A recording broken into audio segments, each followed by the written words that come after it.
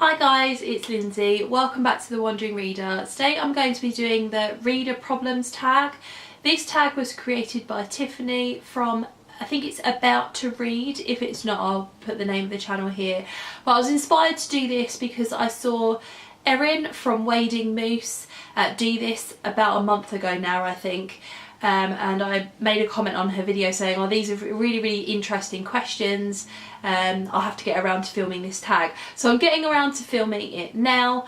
There are 11 questions. Let's just jump straight into the questions. Question number 1 is, you have 20,000 books on your TBR. How in the world do you decide what to read next?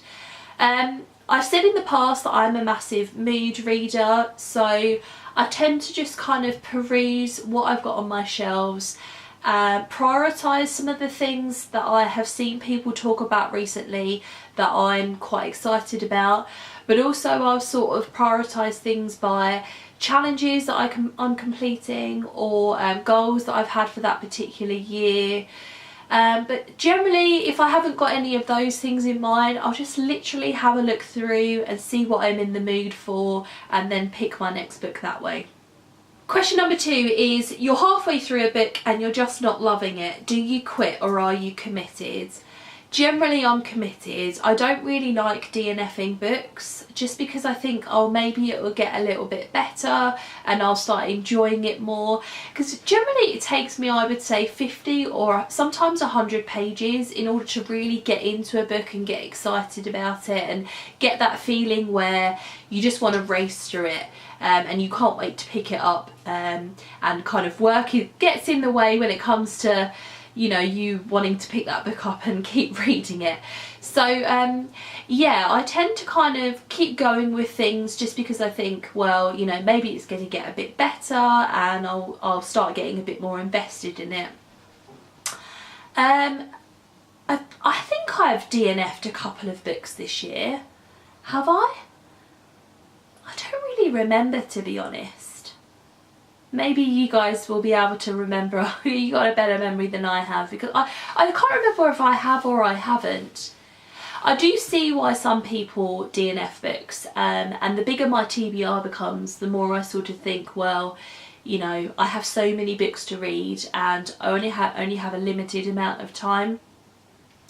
So maybe it is a good idea to do it. I don't know, what do you guys think about DNFing books? Number 3, this is quite relevant.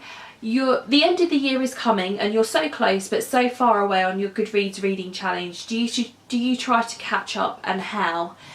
This question doesn't really apply to me in the fact that I've only done the Goodreads reading challenges for 2 years now, so this is my 2nd year, and I generally tend to set quite a realistic goal. So last year I set it at 25 books, it was really low, and I think I ended up reading just under 50.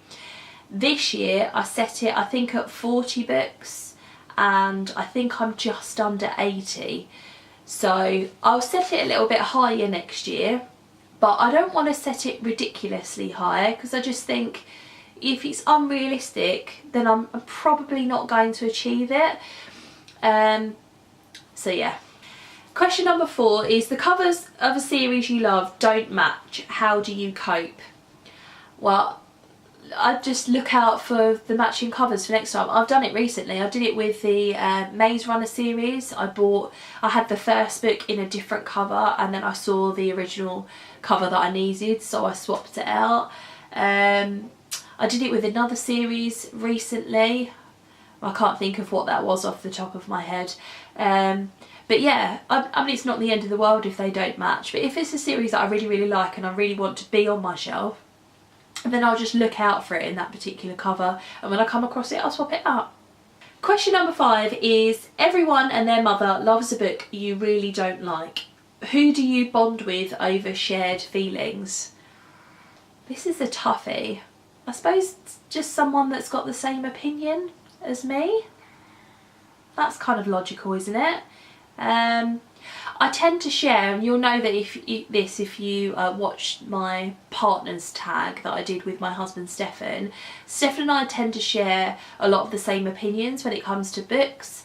So we don't often read the same things, but when we do, we tend to share very similar opinions.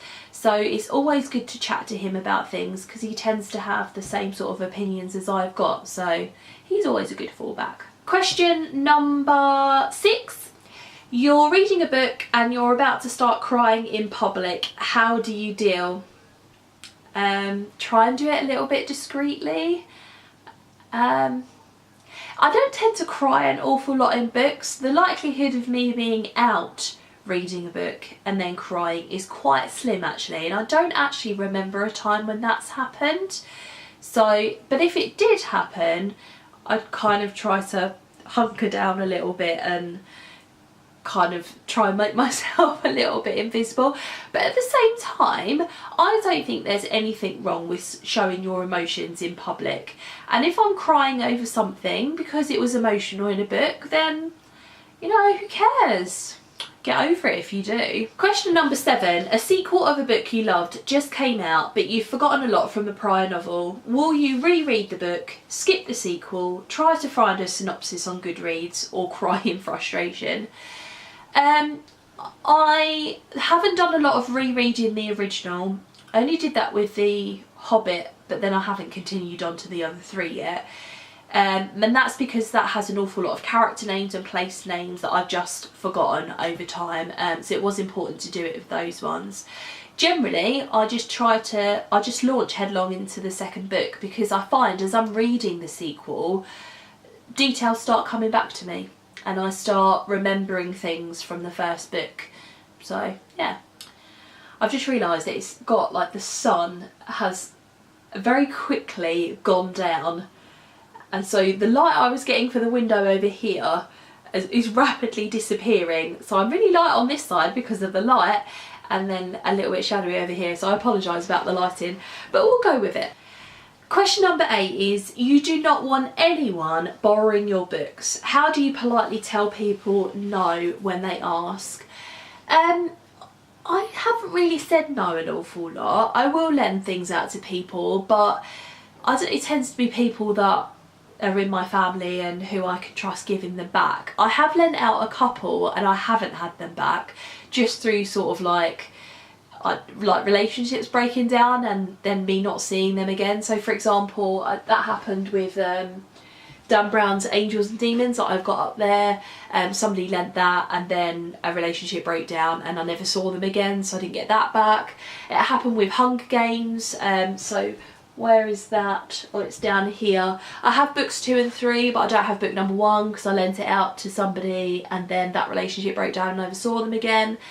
So, but that's just one of those things, isn't it? Yeah, I will lend books out to people, but people that I trust and I know will take care of them and bring them back. And if something like what I just said happens, well, then I just have to replace it. Question number 9. You've picked up and put down 5 books in the last month. How do you get over your reading slump? By picking up something that I know I'm going to enjoy, or something that's going to be quite light and fluffy and easy to get through. So if I pick up a thriller, I know and I know it's going to be fast paced, then generally that gets me motivated to read again. Or if I pick up YA, tend to do that as well. It's be quite light and fluffy. Yeah, or you know, the second book in the series and the book number 1 was really, really good, or a book by an author that I really, really love and I've loved all of their other work, something kind of along those lines. Question number 10 is, there are so many new books coming out that you're dying to read. How many do you actually buy? Well, the sky's the limit, you guys know that. You've watched, for those of you that have been around for a while, you've probably watched a number of my hauls now. I buy books like the world's ending, basically. Yeah, recently I've kind of come around to the idea of maybe I should just buy new releases and kind of start getting backlist books out of the library a little bit more, but I need to get my physical TBR down quite a lot more in order to do that, because what I don't want to do is get books out from the library and then read those in place of physical books that I've got on my shelf that I haven't read yet. So yeah, it's a project that I'm working on for next year. And then finally, question number 11, after you've bought the new books you can't wait to get to, how long do they sit on your shelf before you get to them? It ranges. Sometimes I can pick something up within a month or a couple of months. Other times things sit on my shelf for years. And again, I did try a chapter tag a few months ago now where it was, and the theme was books I've had on my shelf the longest. Some of those books that I talked about in there I've had for 10 years or more probably. So yeah, I've done a bit more of a spring clean over the last year or so. So if I've had things hanging around for ages and I really haven't had the motivation to pick them up, then I've donated them. But I kind of have to be in the right mood to pick up a book, and so if I'm not in the mood I won't pick it up. So, but then I know that I'm going to be in that mood later on at some point.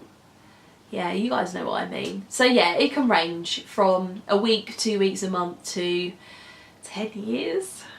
So there you go guys, they were all of the questions. I'm going to tag a few people. I'm going to tag Russell from Ink and Paper Blog.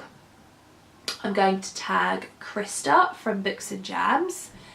And I'm going to tag Dave from Wild Reads. So I'd love to hear the answers to your questions. Yeah.